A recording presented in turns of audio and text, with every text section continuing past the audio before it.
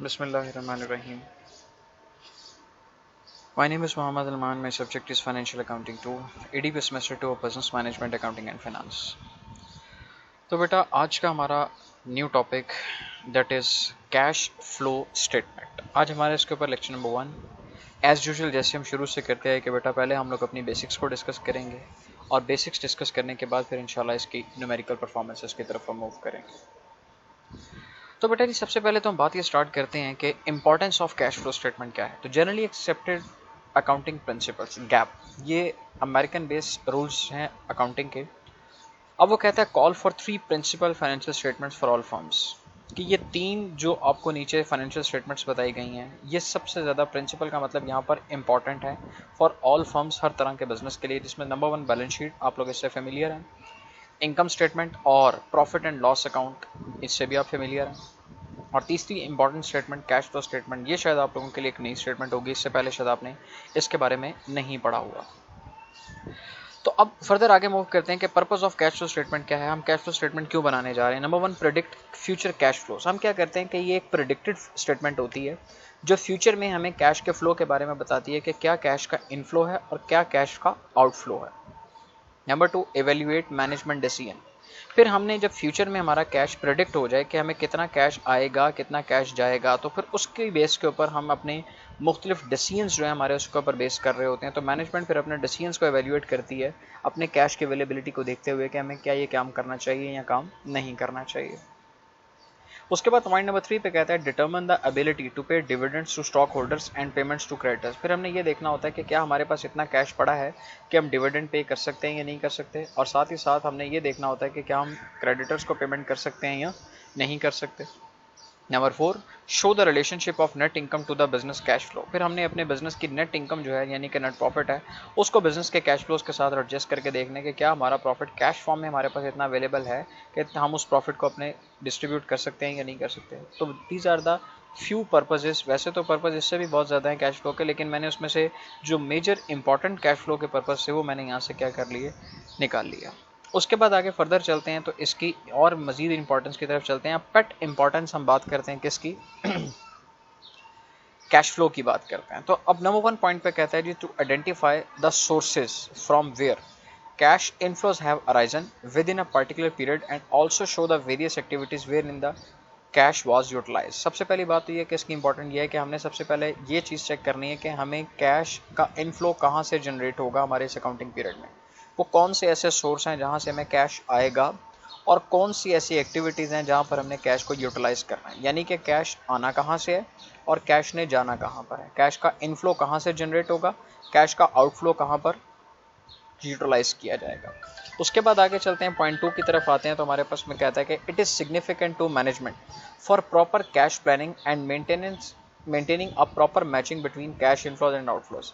It is significant का मतलब है इंपॉर्टेंट है मैनेजमेंट के लिए कि वो प्रॉपर कैश की प्लानिंग करे और किसके दरमियान, इनफ्लो और आउटफ्लो के दरमियान। ऐसा ना हो कि हमारी प्लानिंग में हमारा आउटफ्लो ज़्यादा हो और हमारी इनफ्लो कम हो, या इनफ्लो हमारा बहुत ज़्यादा हो जाए और आउटफ्लो हमारे पास बहुत कम हो, हमारे पास वेस्ट कैश पड़ा रहे। तो इसका मतलब फिर हमने प्रॉपर मैनेजमेंट करनी है, कैश का इन और आउट को प्रॉपर डिस्कस करना है। उसके बाद आगे कहता है कि show efficiency of a firm in generating cash inflows from its regular operation. फिर अपनी एफिशिएंसी को हमने क्या करना है, एडजस्ट करना है कि ताकि जनरेट कर सके cash inflows from regular operation. Regular operation कहते हैं जो हमारे बिजनेस की रूटीन एक्टिविटीज़ है। लाइक अगर मैं कोई बिजनेस करता हूँ तो मैंने उस बिजनेस की जो रूटीन मेरी सेल परचेज की एक्टिविटीज़ है वो मेरी रूटीन ऑपरेशन है।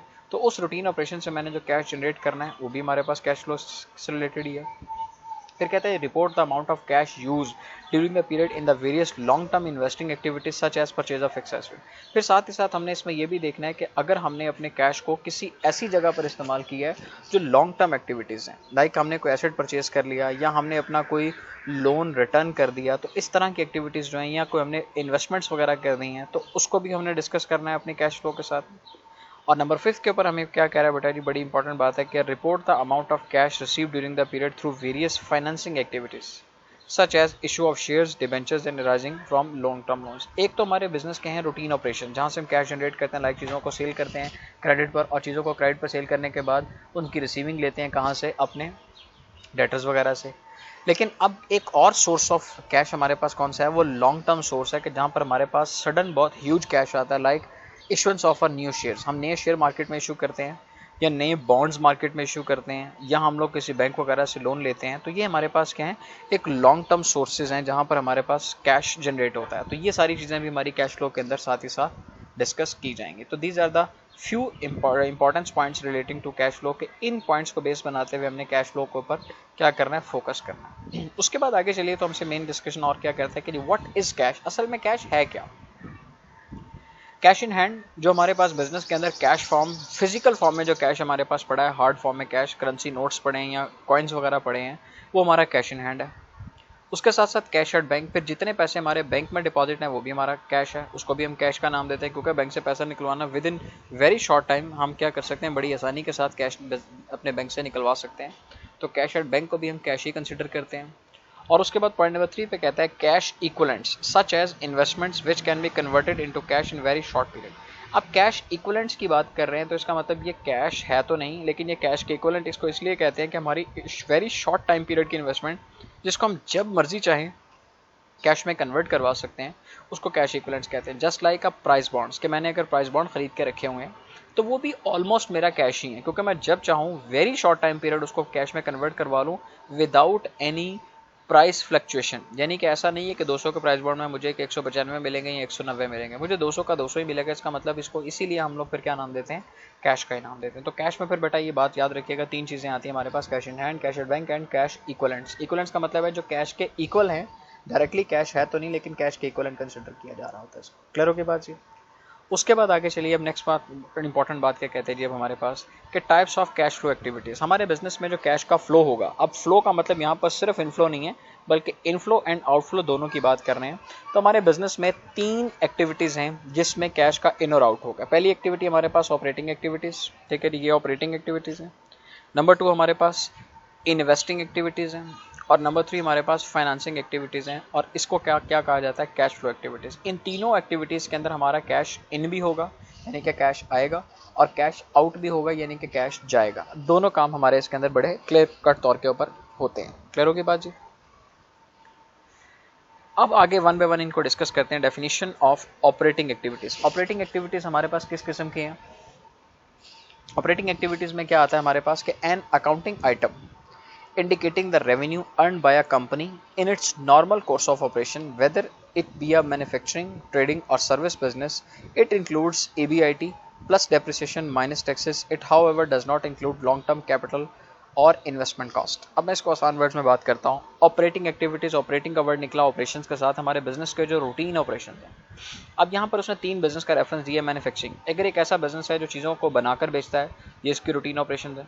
ट्रेडिंग, जो चीज़ों को ख़रीद के बेचता है, और सर्विस जो कि अपनी सर्विसेज प्रोवाइड कर रहा है, लाइक डॉक्टर है वो अपनी सर्विसेज दे रहा है, इंजीनियर है अपनी सर्विसेज दे रहा है। तो ये तीनों लोग जब अपने मेन ऑपरेशंस के साथ पैसा जनरेट करते हैं तो उसको हम क्या नाम देते हैं, कैश ऑपरेटिंग एक्टिविटीज़ का नाम देते हैं। अब इसमें कैश इनफ्लो भी है, लाइक मैं कहता हूँ जी अगर मैंने चीज़ों को बेचा है तो वो कैश इनफ्लो, और उन चीज़ों को बनाने के लिए या ख़रीदने के लिए जो मैंने पैसे लगाए थे वो मेरा आउटफ्लो था।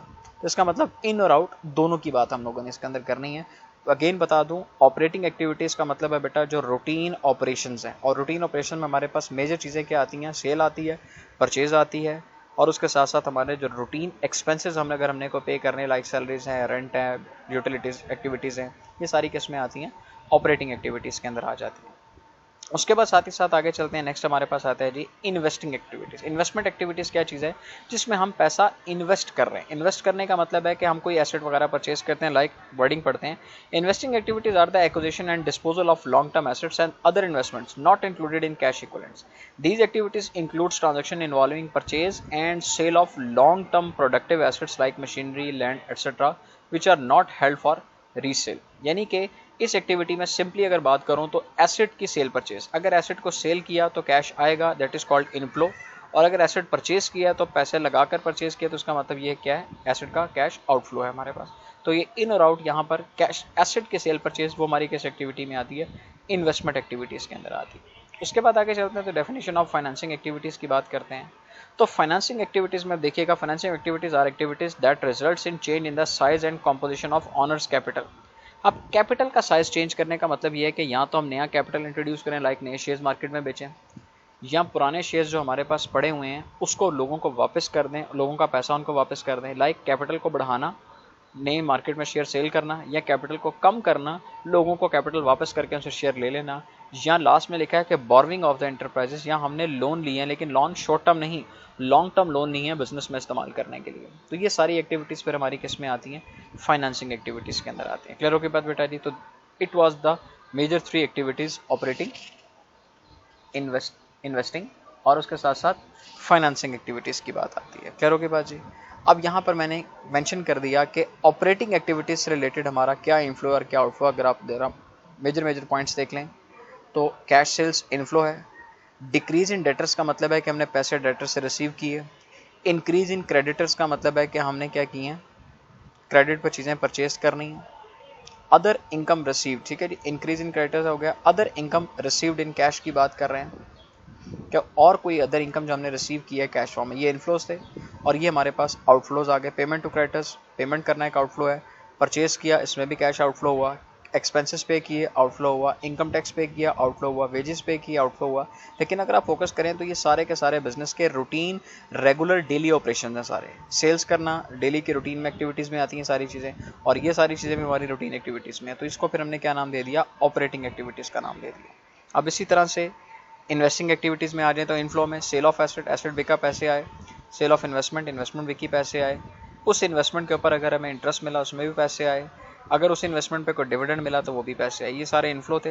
आउटफ्लो में इन्हीं चीज़ों की सेल आ गई, ठीक, परचेज आ गई, purchase of fix asset, asset खरीदा, पैसे देकर खरीदा, आउटफ्लो हुआ, परचेज ऑफ इन्वेस्टमेंट खरीदी, पैसे दिए, cash advance made to third party as loan, ठीक है जी। अगर हमने खुद फाइनेंशियल इंस्टीट्यूट है अगर हमने किसी को लोन दिया है तो वो भी हमारे लिए क्या है, आउटफ्लो है।